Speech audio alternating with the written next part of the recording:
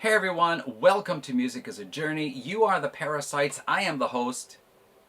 Is that what it says? Okay, never mind. Forget the script.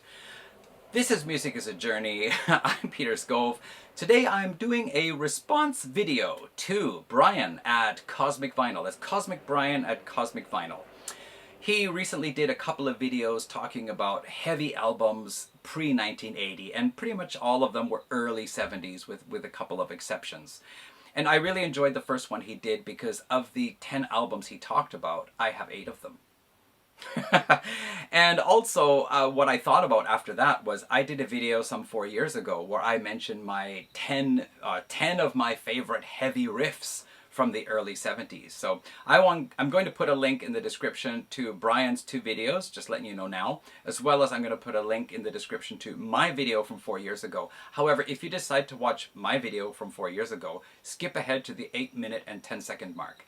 Because the first 8 minutes is me standing out in the snow, explaining that it is snowing heavily during cherry blossom season at the end of March in Japan, and as well in the background there's an announcement telling people in the park to keep their distance from one another because of this new virus that was out at the time. Maybe you heard about it. So yeah, if you watch my video, just go ahead and skip the first 8 minutes and get into the meat of the video.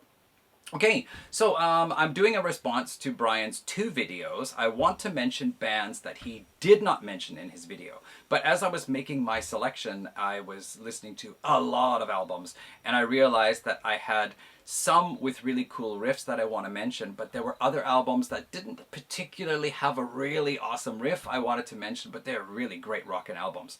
As well, I thought of one album I didn't have, and I tried to search for it. I forgot what the name of the band was, and during my search, I found somebody's blog, I guess, with about 50 albums listed. Some of them I'd never heard of before, and I gave a listen, and then I checked out that I could get those albums from somebody selling them on Yahoo Auction. Not as an auction, just selling them. So I'm going to have some new albums to talk about. So in another video, I'm going to talk about those albums as well as some of the ones that are not mentioned in today's video. Now, because I'm going to try to do this Brian style, Brian always has this wonderful intro, and then he puts on his, what do you call them, Brian? Your brain scanners or something like that. So we're going to try that now here. I got my own pair, I think, and I'm just going to put these on and see what happens.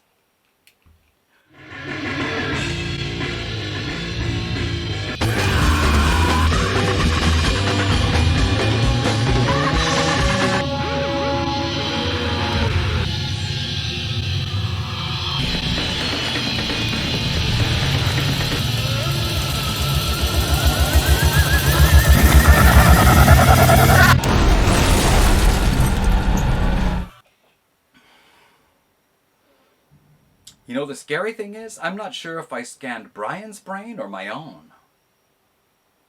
Anyway, let's not do that again.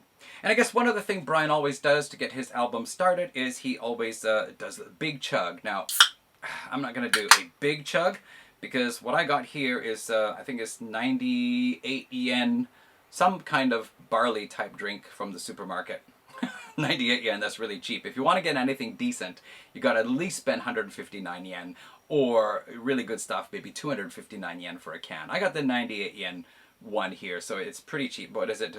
Burial Grand, 50% off, sugar content. What's the alcohol content on here? Can I see that? Oh, I'm dripping cold water down my leg. 4% alcohol, so I think I should be able to get through this video here, unless the camera battery dies first. But here we go. Big chug, big belch, what happens? Oh yes, my good friend, of course. Man, you know, it's really hot in this room. I'm totally sweating. So there we go, the big chug. Holy crap.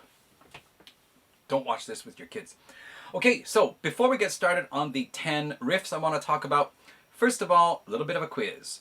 Whose song is this? This is a bit of a song from a band's debut album, a well-known band, from their debut album in 1969. If you can guess, leave it in the comments. But don't skip to the end of the video and check the answer and then come back and leave a comment. Okay, if you know it now, here it is.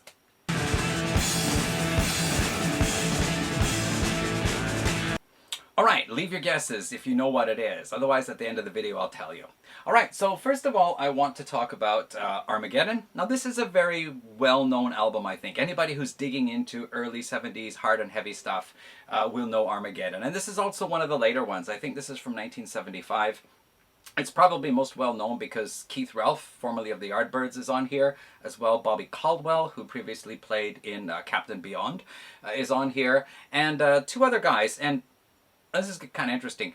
The opening, the song opening here is called Buzzard. Maybe you know this.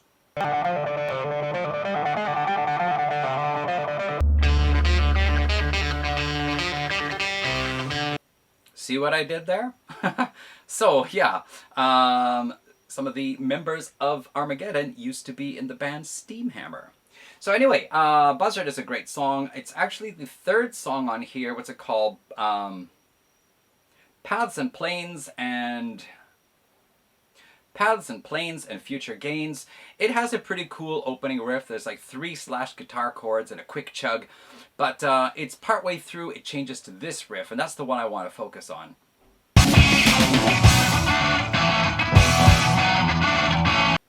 And then also on the final track here, what is the final track?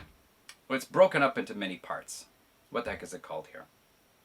Basking in the White of the Midnight Sun in 3 parts, and there's one part here where the band goes a little bit on the heavy side.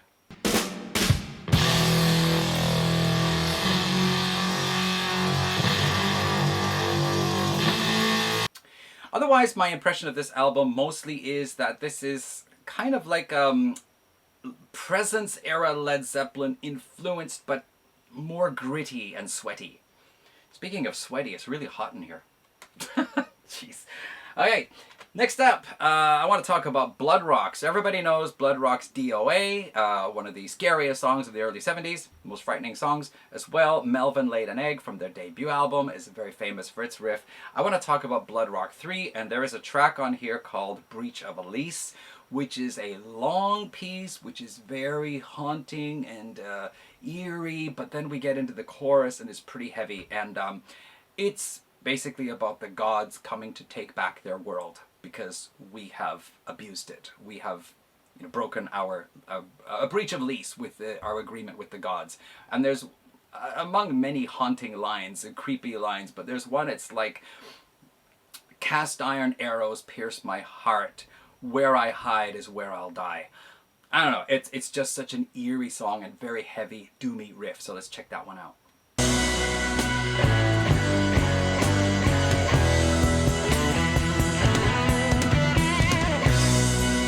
Now, I talked about this album in my riff video from 4 years ago, but I did not play the riff, and the reason why is I had actually included it in a previous video, and that video got blocked because of that song.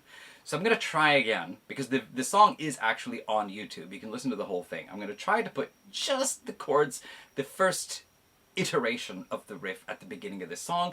This is High Tide. From Sea Shanties 1969, and the song is called Futilist's Lament, I think it is. It is also a pretty doomy type song. Screaming child, must you stare, smell of burned flesh in the air. Something like that. Pretty weirdo stuff. Pretty, early heavy metal stuff. So let's listen to Futilist's Lament's opening riff, and hopefully the video won't get blocked.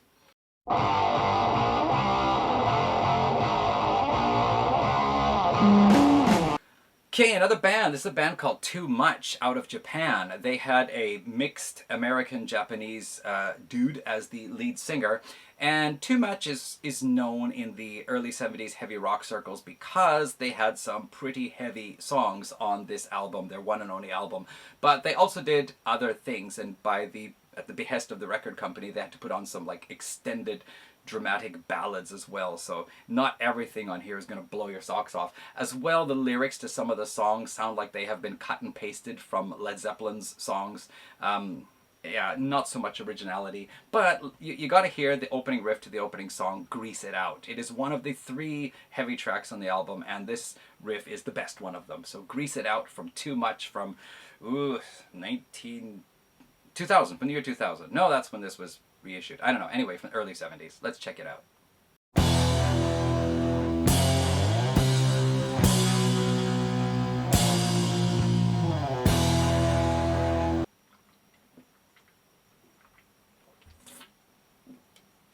You caught me drinking again, didn't you? Anyway, let's see here. So next up is a band from Iceland called Ice Cross. They basically, to make it as a band in Iceland back in the late 60s, you had to play Beatles covers. And they got really tired of going around playing Beatles covers everywhere. So they went off to Copenhagen and wrote and recorded an album's worth of their own material. This is a really solid, heavy album. There's none of these acoustic, folksy ballads with flute and all that kind of thing in here. There are a couple of tracks with a bit of acoustic guitar, but they follow the flavor of this more like early 70s heavy rock. And among many great songs on here, my favorite one for riffs has always been the song 1999. So let's check out that main riff on that song. It's pretty cool.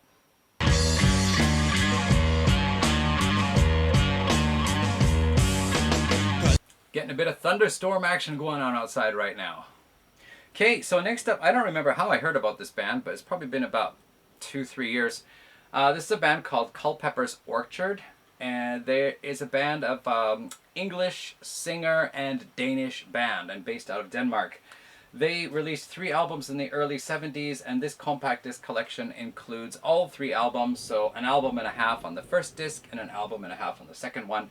They were a band that were essentially a folk band, but the first album includes a lot of electric guitar. In fact, I would say you could probably put them up closest to a band like Jethro Tull, where they've got a lot of acoustic rock mixed in with the electric rock, and there's even one song on here that has a bit of flute at the beginning.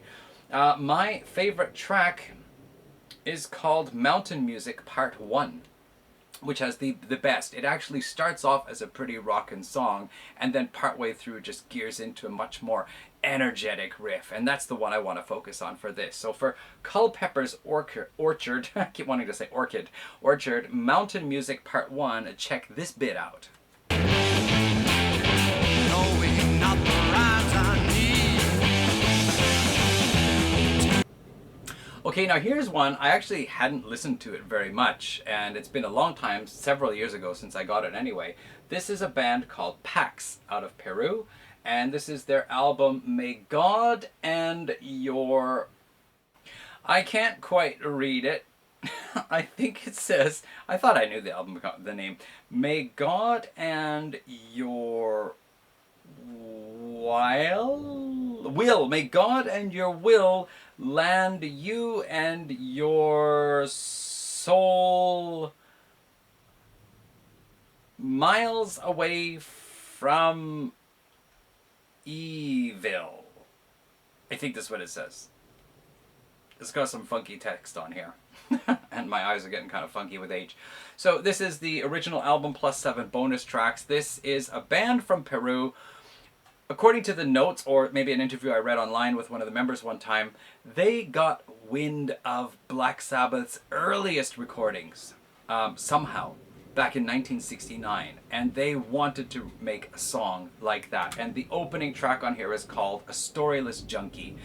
You can hear it. The riff does bear some resemblance, or some inspiration anyway, of Black Sabbath, and there's also a part with the more... not like a power chord, but anyway, some of the guitar sounds also are somewhat reminiscent of Black Sabbath as well. This is pretty much a heavy hard rock album. The recording quality is not so great, but it's really gritty guitar sound, really dirty guitar sound. They have a song here called Rockin' Ball, song called Green Paper with toilet in parentheses, Sitting on My Head, Deep Death, that's got to be a pretty cool one. And one here called Pigpen Boogie, and the final track is called Shake Your Ass, under a minute and 9 seconds. The only thing was for Celia is a bit of a ballady type thing, right? But they've got lots of cool bonus tracks on here, including a cover of Smoke on the Water, and Radar Love for that matter. Most of these are pretty rockin' songs, but my favorite one is one of their original tunes called Firefly, which incidentally has a really strong Uriah Heep feel to it, although this Firefly was recorded probably around 70, 71, and Uriah Heep's Firefly came much later on, around 77. So I want to play a bit of the riff from Firefly, because that's my favorite riff from this album. So that's Pax from Peru, May God and Your... whatever I said, that one. Here it is, Pax, Firefly.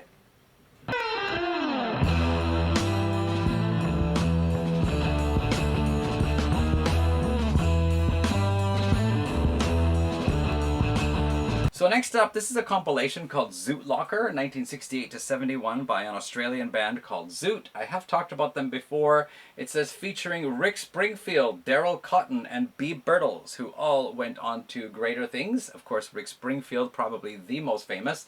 The band actually originally did not include him, and they were a kind of teeny bubblegum, did I say bubblegum? Gross. Teeny bubblegum type band, you know, for the chicks, and they always wore these pink jumpsuits all the time. And then they finally, Rick Springfield joined, and they just decided to ditch the pink look, and they went for this more early 70s heavy rock sound. They do an excellent version of Eleanor Rigby. There are at least 2 different videos on YouTube of them performing the song live on TV. Really cool heavy rocker. Some other songs like Evil Child and Strange Things are also from their heavy rock era, but actually I want to focus on the riff in a song called The Freak. So let's check out The Freak with Rick Springfield on guitar and a band called Zoot from Australia.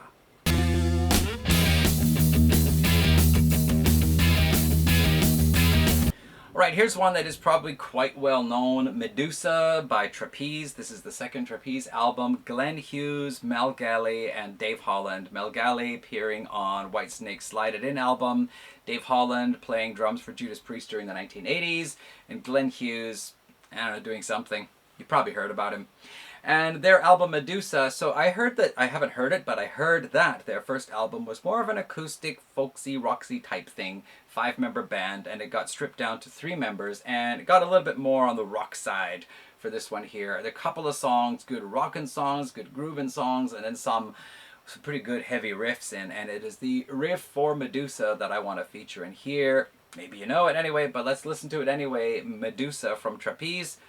Hopefully that won't get this video blocked. Here it is.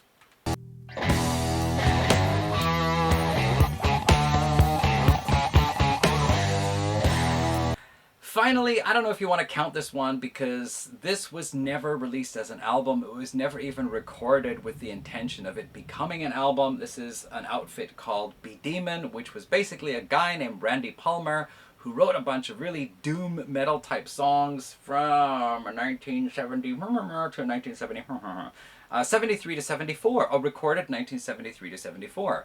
And he was good friends with the lads of Pentagram. So the musical style is similar to Pentagram, just in some ways maybe even doomier and heavier. So he enlisted the help of some of the members of Pentagram, and it says here features Randy Palmer, Mike Matthews, Jeff O'Keefe, and Bobby Liebling. So according to the notes inside, these were all recorded in Randy Palmer's living room on Bobby Liebling's dual-channel Iowa tape recorder. And that's what it is. It is not all done in one sitting, of course, 73 to 74. These were just tapes that were done, and somehow these tapes got out and got circulated, and in the 1990s people were making bootlegs of this album. And when Randy Palmer found out, he was kind of pissed off about it, that everybody was making a big deal out of his band and his music when he had never actually released anything officially. So they decided to make an official release of the songs, which they did, different album cover mind you. And then they were going to actually put the band together and record properly in a studio, and then Randy Palmer died, which put an end to Be Demon pretty quickly after that. Too bad. However, I think the tapes were then, the recordings were remastered, I think, under the supervision of Bobby Liebling, and so the recording quality is brought out to its best as possible. Does that come out right? The best possible sound quality on this compilation here. So I don't know if you really want to include it in because it's not ever really a proper album release that, you know, was available in record stores, but it is a good insight into the possibility of some pretty heavy stuff from 73, 74, and I want to play a sample from the very first track on this compilation called Child of Darkness. And just so you know, other songs here are called Enslaver of Humanity, Frozen Fear, Serpent Venom, Drive Me to the Grave, Into the Grave, Skinned, Through the Gates of Hell, Child of Darkness 2, Nighttime Killers, Axe to Grind. I think Axe to Grind sounds like it must have been the latest track recorded because it almost has a late 70s sound to it, but I don't remember the details. Anyway, Be Demon, Child of Darkness, that's the one, right? Child of Darkness, heavy riff, recorded in Randy Palmer's living room. Here it is.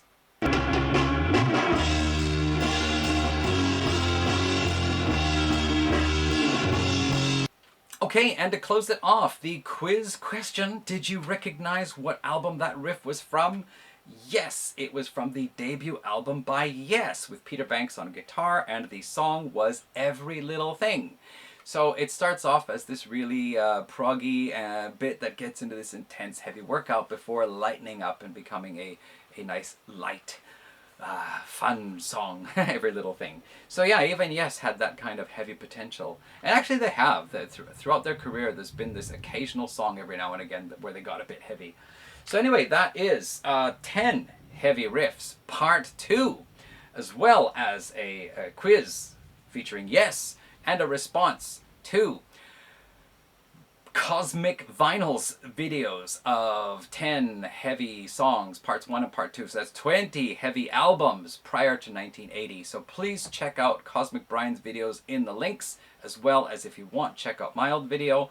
And I am going to have another video coming up just about heavy and hard and really good, gritty, intense type albums from the early 70s coming up soon. I don't know if you can hear that. That's a good roll of thunder right there. So maybe a good time to end the video. Thank you for watching. See you guys again in another one. Take care all. Bye.